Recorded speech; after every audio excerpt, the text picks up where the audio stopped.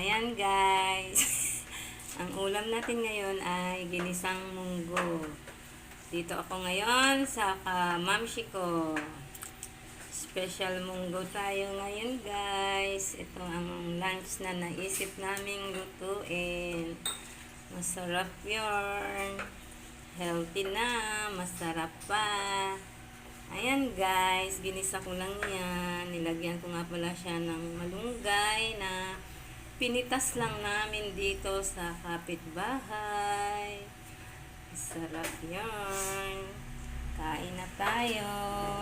Later, lalagyan namin yan ng chicharon para medyo crunchy siya. Meron nga pala yan guys sa hog na baboy. Konti lang.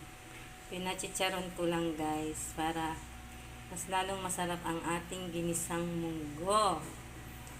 Ayan guys, luto na ang ating tanghalian ngayon. Ginisang munggo ni Ate M. Sarap yan.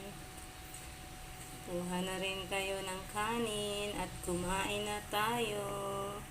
Sabayan nyo na kami mamaya. Picnic kami dito sa bahay ng aking kamamshi na si Mami Dana. Yummy yan. Kain na tayo. Kuha na kayo ng kanin. Ginisang munggo. Ala Ate M. Sarap yan. Wow, sarap. Yan, pinapakulo ko lang siya guys. Mamaya papatayin ko na siya guys. Niluluto ko lang ng kaunti ang ating malunggay. Yan. Thanks for watching guys. Pinatay ko na.